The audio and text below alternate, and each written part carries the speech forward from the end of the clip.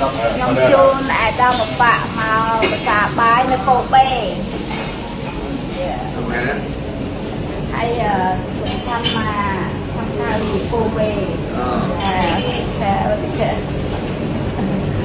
សម្ដេចតេជោហ៊ុនសែនបន្តទម្លាយវីដេអូអនុทิនធ្លាប់មកខ្មែរដើម្បីសូត្រមន្តឡើងរាសីនៅវត្តមួយក្នុងស្រុកត្រាំកក់ខេត្តតាកែវស្របពេលសម្ដេចតេជោហ៊ុនសែនបានធ្វើការទម្លាយវីដេអូនិងរូបភាពមួយចំនួនរបស់លោកអនុทิននាយករដ្ឋមន្ត្រីថៃមករួមតុអាហារជាមួយលោកជំទាវបានស្រីមុំអភិបាលខេត្តបៃលិននៅរសៀលថ្ងៃទី8ខែធ្នូឆ្នាំ2005នេះសម្ដេចក៏បានទម្លាយនៅរូបភាពនិងវីដេអូបន្ថែមរបស់លោកអនុทิននាយករដ្ឋមន្ត្រីថៃអំឡុងពេលទៅសូត្រមន្តឡើងរាសីនៅវត្តមួយនាស្រុកត្រាំកក់ខេត្តតាកែវផងដែរ